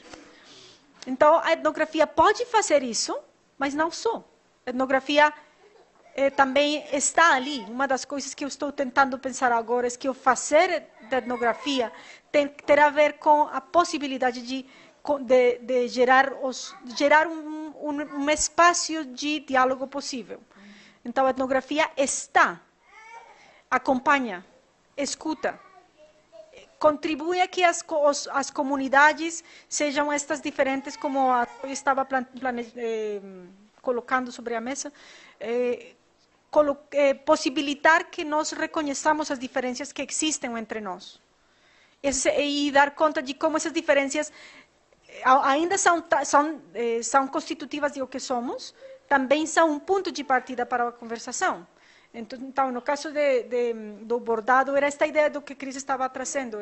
Quando a Laura, a engenheira, diz, quando eu estou produzindo o software, eu estou bordando. Quando ela diz isso, ela não está dizendo isso metaforicamente do jeito, é somente uma figura da linguagem, mas é uma figura material, é uma metáfora material. Ela está bordando, mas ela é capaz de ver isso, porque teve não sei, não é muito modesta o comentário ali, mas porque eu tive a oportunidade de mostrar ela que isso era possível. Conter um pouco também, conter a ansiedade de que ela tem que encontrar um problema que tem que resolver, e quais são as necessidades da comunidade, quais são os requerimentos que as comunidades têm, mas escutar. Dar a ela a oportunidade de saber que ela está escutando. Escutar ela, escutando, e mostrar para ela que isso que ela está fazendo é uma ação possível. Então, acho que a etnografia tem... quando reconhece que pode ser, que não só é um instrumento de exploração de conhecimento, literalmente, é um instrumento para retirar, reconhecer e sacar o conhecimento do outro, que é a forma mais... que acontece o tempo todo. Todo o tempo antropólogos estão fazendo isso, ainda quando trabalham com comunidades indígenas e com o mercado. Quando nós estamos... ali nós estamos também nos encontrando com as comunidades e permitindo o encontro delas. Ali a etnografia chega a ser. Então é fundamental, que é um rol muito mais humilde que o rol de produzir relatos sobre a realidade. A etnografia é capaz de acompanhar um processo quando faz parte do processo e está ali, e serve de amplificadora do que as pessoas estão dizendo e as coisas que eles também estão escutando mutuamente. Eu acho que você tocou em alguns pontos que me fazem pensar assim, para responder essa pergunta, né? As ideias de transformação e alteração. E eu lembrei que eu estava lendo um livro aí no avião desse cara que eu adoro, que é o Tim Ingold. Lá tem uma definição de antropologia, do propósito da antropologia, que eu anotei aqui enquanto eu estava lendo, eu lembrei agora quando você falou. Ele fala: o propósito da antropologia não é explicar o modo de vida dos outros, não deve ser, né, o que ele acredita, mas trocar na sua presença, aprender com seus experimentos de vida e trazer essas experiências à tona, para informar nossa imaginação sobre como a vida poderia ser. Então, trabalhar para abrir, tornar visível, mas abrir, porque tem que ser um entendimento que a gente incorpore isso também, né? Tornar visível, porque a gente tem, às vezes, a capacidade de tornar visível, ajudar a tornar visível, mas para que todos possamos imaginar outros mundos possíveis, né? E experimentando na prática, porque é sempre prático. Tornar escutável também. Tornar escutável, porque uma coisa que o Copenau fala nesse livro, uma hora ele fala assim: as árvores falam, os brancos é que não sabem ouvir. Então, os ecologistas eles vão para a floresta achando que as árvores não falam, mas os indígenas sabem ouvir a floresta. Como é que o branco vai aprender a ouvir? Como é que a gente aprende a ouvir essas coisas que são silenciadas, né? E a gente aprendendo a ouvir ajuda os outros. Vocês falaram muito na coisa do ENEDES como um evento de sensibilização, né? Isso, vocês estão fazendo o esforço de ajudar os outros a ouvir coisas que vocês já pararam para ouvir, que vocês estão sensíveis a isso. Então, como é que a gente cria essa rede de escuta? É bem isso, né? E aí o que cabe num evento, você falou que cabe num evento de sensibilização, que não cabe, como é que, né? É esse processo de ajudar os outros a se tornar sensíveis às questões que a gente também já... Mas aí eu lembrei do trabalho que eu fiz e deu no artigo aí que está publicado com o mestre Júlio, que é um mestre de fotopintura. Vocês sabem, aquela foto tradicional assim, que toda casa nordestina tem, que tem sempre o retrato da família pintado, né? Ele é um mestre de retrato pintado, ele mora em Fortaleza. Eu tive contato com ele em 96, quando eu era ainda estudante de desenho industrial, mas eu trabalhava como estagiária de videografismo no programa da Regina Casé, que era Brasil Legal, que viajava para mostrar como os brasileiros se divertiam, viviam e tal. E aí o meu papel era ir a campo para recolher material para fazer vinhetas de animação. E a gente foi fazer um programa no ateliê do mestre Júlio. O mestre Júlio, ele tinha um ateliê com umas 30 pessoas fazendo os retratos pintados. Cada um fazia uma parte, era bem uma produção meio industrial, assim, um fazia o fundo da foto, o outro fazia só as linhas de contorno do rosto, o outro aplicava o cabelo. E eram todos meninos que ele tinha tirado da rua. Então era também um trabalho muito forte dele comunitário ali, de abrir aquele espaço que era na casa dele, que era no fundo de um terreiro que era do irmão dele, então tudo misturado, as coisas não estão separadas. E eles faziam tudo na mão, né, revelando a fotografia, pintando por cima, bem cada um fazendo uma parte. E aí eu fiquei uma semana lá com ele e tal, fiquei super encantada, fiquei muito impactada por ele, pelo trabalho dele. E depois de um tempo eu liguei para ele, depois de alguns anos eu liguei para ele, porque a minha filha tinha nascido, eu queria que ele fizesse uns retratinhos da minha filha. Aí ele falou: você lembra que você me falou que o computador ia entrar na vida e ia ferrar com o meu modo de viver e de trabalhar? Você lembra que você me falou isso em 96? E eu fiquei morrendo de vergonha, porque ele falou: aconteceu. Eu fiquei morrendo de vergonha porque eu pensei, aquela estudante de desenho industrial metida, né, trabalhando na TV Globo, chegar lá e falar: o computador vai ferrar com o seu modo de trabalhar. E aí eu fui pensar muito sobre isso, eu voltei a Fortaleza, a gente passou 2 dias juntos, assim, fui para a casa dele, fiquei conversando muito com ele, por conta disso, que isso me encucou muito.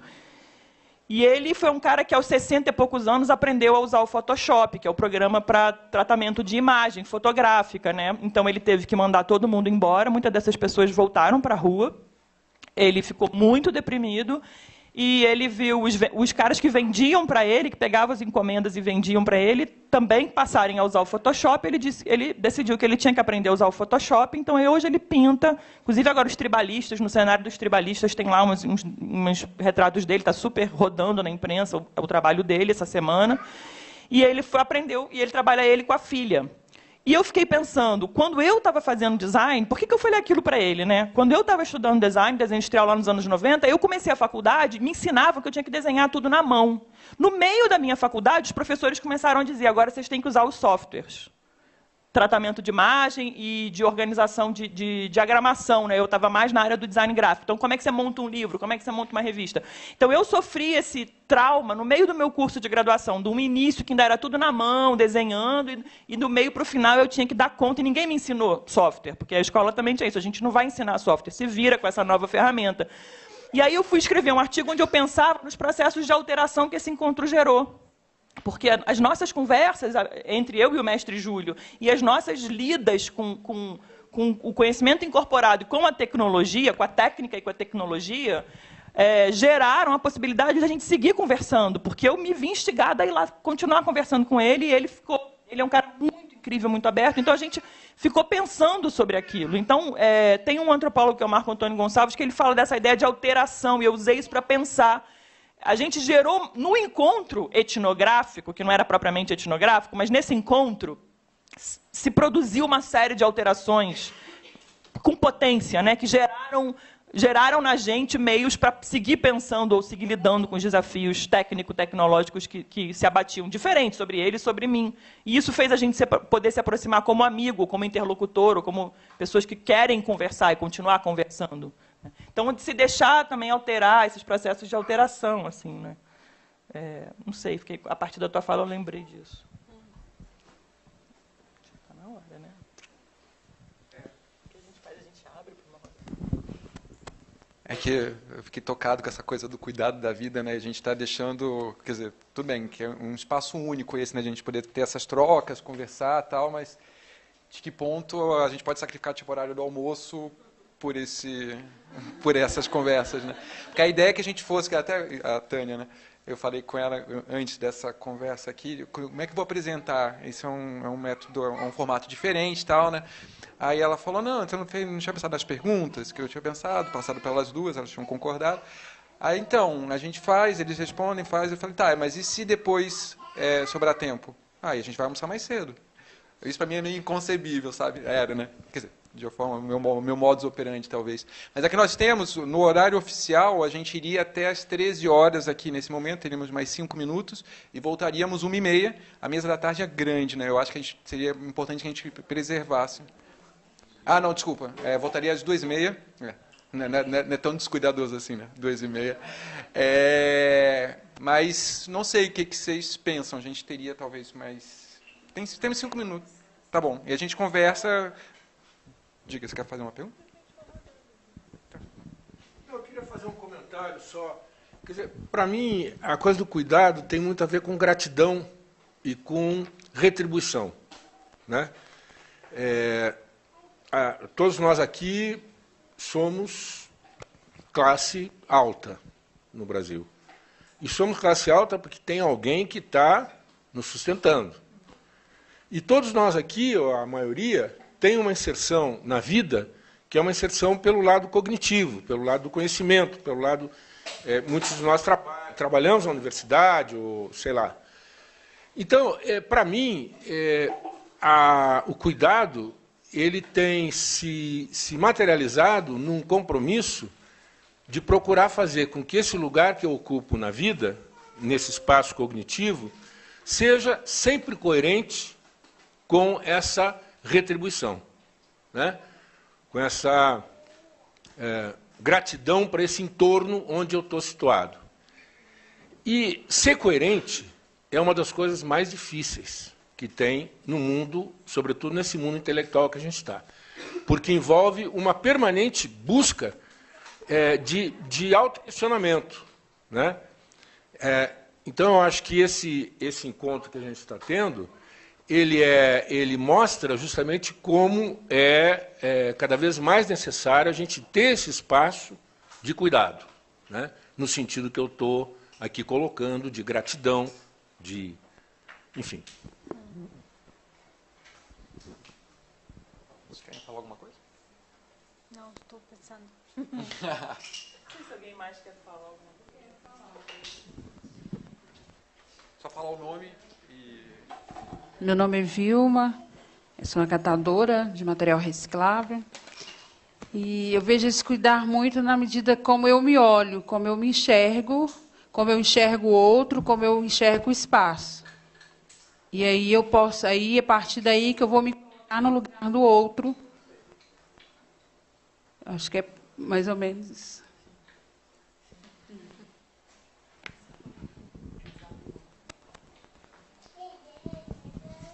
Alguém mais quer fazer alguma colocação?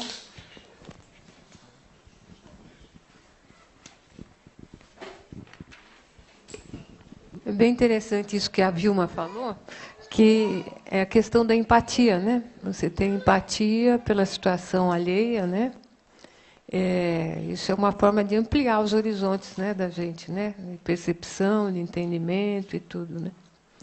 Agora, essa questão da gente ir aos nossos ambientes de pesquisa é uma questão delicada mesmo, porque, querendo ou não querendo, a gente, mesmo que a gente não pretenda, a gente carrega uma autoridade de pesquisador, né?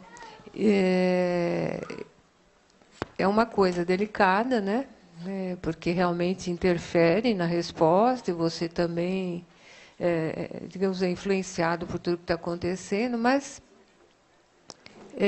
eu fico pensando, né, se nesse trabalho participativo, eu acho que aí a Laís, a Bruna e todos vocês têm mais a dizer do que eu, o fato de você, digamos assim, eu não diria que é treinar, mas trazer as pessoas da coletividade para, digamos assim, fazer o teu trabalho, não é uma forma de você, não seria uma forma de, digamos, empoderar entre várias aspas, né, essa própria comunidade, como você se referiu ontem, né, quer dizer, aquele grupo da sua ação participativa, lá da pesquisação, né, é um grupo que aprendeu a fazer a observação do trabalho, não é?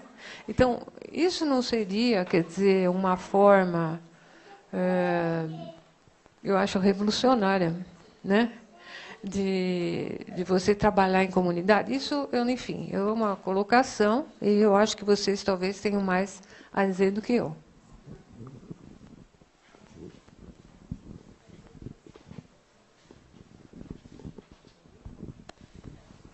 Eu queria como... Aqui. Estava pensando no comentário de Vilma sobre se eu entendi bem como a gente se coloca no lugar do outro. Eu acho que, não sei se é a tarefa que a gente tem é essa, de se colocar no lugar do outro, mas reconhecer que o outro está em um lugar diferente do que você está. Sim, essas diferenças as que a Zoe estava convidando a gente a imaginar. Porque nós nunca vamos ser o outro realmente, por questões de diferenças de distinto tipo e desigualdades de distinto tipo que não teriam que existir, que é importante tentar transformar elas. Há condições de posicionamento que não são que não são ontológicas, do jeito que elas podem ser diferentes do que elas são. Então, e isso tem relação com o que o Danilo estava perguntando. Se eu sou uma pessoa que está em uma condição privilegiada, eu tenho uma série de pessoas que cuidam de mim, e isso é uma coisa que eu tenho que reconhecer, mas como eu estabeleço, como eu construo, ai Deus meu, como estabeleço uma relação com essas pessoas que são diferentes de mim, sem construir essa diferença demais. Então, eu tenho essas pessoas que estão cuidando de mim, e eu estou numa relação privilegiada, eu posso reificar, é a palavra que a gente tem em espanhol, eu posso construir de novo essa diferença, reforçar essa diferença, porque eu preciso dela. Isso não é nada novo. O capitalismo funciona assim, as classes que estão sendo exploradas precisam continuar sendo exploradas para que o capitalismo possa existir. Isso é normal. A classe alta depende materialmente das classes baixas. Então, eu posso estabelecer uma relação com essas classes que estão cuidando de mim, de maneira que elas continuem nesse lugar, ou posso construir uma relação diferente com elas. Que acho que ali a relação de gratidão que o Danilo estava trazendo de presente tem que ser pensada de forma tal que eu não esteja reforçando a diferença, a desigualdade. Sim? Porque posso, porque o mais comum é que sim, pobres eles, mas eles estão bem ali. Eu fico com medo de ir para olhar essas favelas que você comentava. Eu preciso deles, mas eu não vou. Eu vou construir produtos para eles serem felizes, mas longe de mim. Lá. Então, ali, essas diferenças, colocar-se no lugar do outro, também passa por reconhecer que o outro está em um lugar diferente de mim, que o lugar em que essa pessoa está também está garantindo o lugar que eu tenho. Isso é uma visão ecológica. O lugar do outro não é um lugar gratuito, um lugar que está construindo também o lugar que eu tenho. Então, não somente eu me ubico lá e já. Eu reconheço que há uma interdependência ali. Então, não somente me colocar no lugar do outro, mas reconhecer que meu lugar é diferente do outro. Essa diferença pode ser uma diferença de exploração, baseada na exploração, desse jeito, uma diferença que ter ética e politicamente ser transformada, mas quando não quando é uma diferença ontológica, de jeito de que somos diferentes. Não que podamos ser iguais, que tenhamos as mesmas possibilidades, mas somos diferentes. Você está em um lugar diferente do meu. Diferenças culturais, diferenças ontológicas. Uma árvore, uma pessoa. São diferentes. Eu não posso me colocar no lugar da árvore. Eu não posso ser árvore. Eu não posso ser árvore. Eu não posso ser árvore. Mas eu posso reconhecer que o árvore fala para mim de certas maneiras. Isso acontece, é fácil de pensar quando é uma árvore porque é uma ontologia diferente, mas quando uma pessoa diferente, como reconheço que é uma pessoa diferente, ontologicamente distinta, e que eu nunca vou poder ser ela? E está bem que eu não seja ela, mas quando eu faço isso, eu quero fazer a distinção entre essas diferenças ontológicas das diferenças mais socioeconômicas, de exploração. Quando há diferenças sustentadas na exploração, isso não é ontológico, isso tem que ser modificado. A gente não pode imaginar que a vida é assim, tem que ser assim. As pessoas que dizem, não, eu gosto que me cuidem, eu gosto de ser cuidada, eu gosto de que me atendam, Isso não, isso está mal, isso é um problema ali, isso não tem que ser assim. A pobreza não existe por si, ela existe porque foi criada por um sistema econômico injusto. Mas isso é diferente, a diferença ontológica, a diferença em que nós somos diferentes. E na diferença há uma possibilidade de reconhecer que somos diferentes. É importante para imaginar outros mundos possíveis. E aí acho que pensar nas árvores, nos cães, nos bordados, nas materialidades, ajuda a gente também a especular as possibilidades de reconhecer a multiplicidade ontológica em que a gente mora. Então, isso em relação com o que... Não só nas diferenças, mas também nas limitações também. Exatamente, exatamente. E acho que as limitações não somente como as limitações como possibilidades também, como maneiras de imaginar um mundo diferente. E ali eu novamente falo desde os estudos das disabilidades. Então, como a enfermidade mental não é uma limitação, é uma maneira de olhar o mundo diferente. Não é uma limitação, é um mundo diferente. As pessoas que têm limitações motrizes, elas se movimentam de formas particulares que ajudam a nós imaginar isto que a Alonso estava dizendo, imaginar que o mundo pode ser, não pode, ainda não é uma possibilidade, é uma realidade. O mundo é diferente, desde diferentes pontos. Então, as limitações como possibilidades também. Para concebir a incomensurabilidade do mundo. Isso. Fiquei pensando numa coisa que eu queria falar de tarde, mas para terminar rapidinho, porque ela é grande, só para tocar, que eu estou pensando aqui desde ontem, que eu penso muito sobre isso, que é o que a política de cotas fez na universidade pública. Eu não sei como é isso aqui na USP, mas a UERJ é uma das pioneiras na política de cotas. A gente tem quase metade dos alunos, eles vêm pela reserva de vagas, e não vou dizer que isso é uma generalidade dentro da universidade, mas na minha unidade, que é uma unidade muito elitista, apesar de ter sempre sido pública, eu sou ex-aluna, eu sou isso, branca, classe média, todo mundo pode achar que eu vim de um berço rico, não é verdade, minha família era miserável, a família da minha mãe, mas eu engano bem. E aí a gente vai enganando, e a universidade continua achando que ela deve ser esse lugar.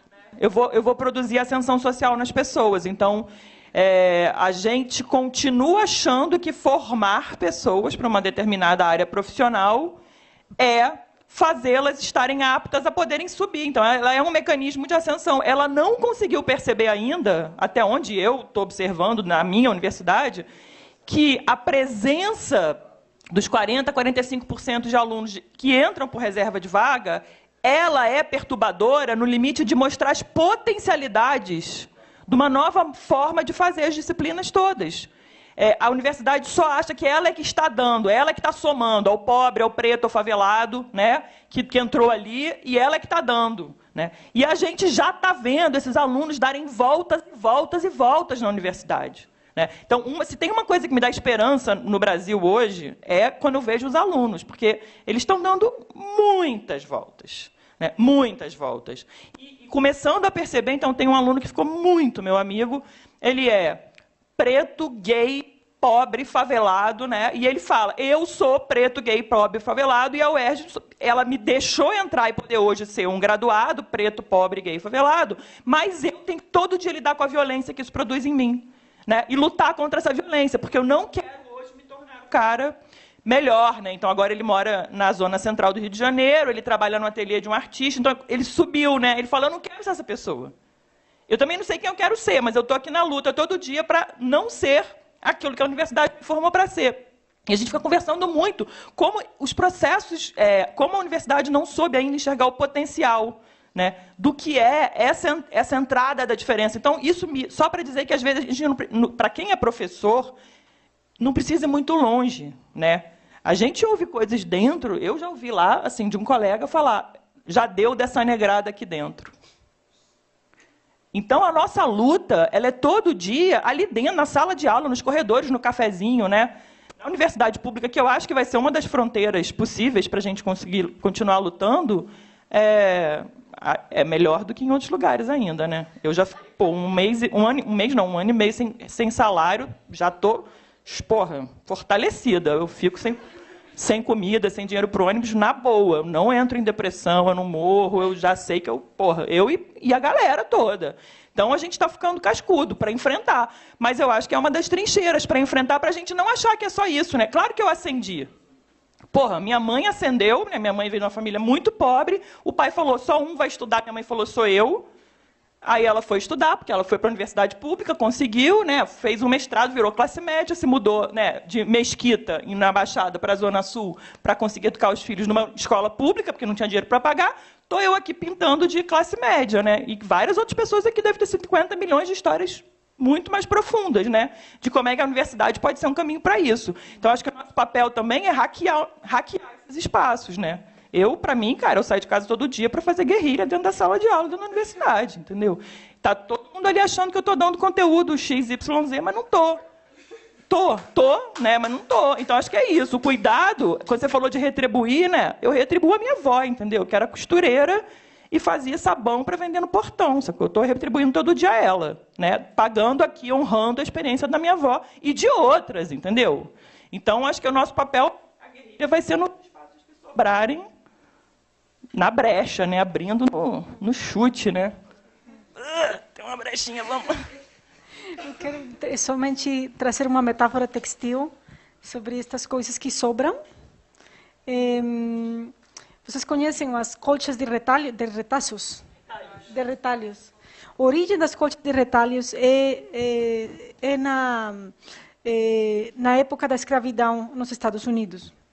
As mulheres que fossem escravizadas dentro das casas, as que não estavam trabalhando nos campos de algodão, elas foram escravizadas para ser costureiras. Então, elas faziam as roupas das mulheres brancas e elas aprenderam essa tarefa das mulheres brancas. Elas ensinaram esse trabalho às mulheres negras, escravas, e o que elas vão fazer é que elas vão começar com os retalhos, o que ficava das roupas das senhoras, das grandes senhoras, elas vão construir colchas de retalhos, que vão abrigar elas e vão conseguir também, em alguns casos, são mulheres que não sabem escrever. Então, estas colchas de retalhos vão ser maneiras de contar histórias de escravidão, mas ao mesmo tempo de se abrigar, né? De conseguir alguma coisa bonita feita por elas, que está contando histórias, mas ao mesmo tempo está produzindo calor.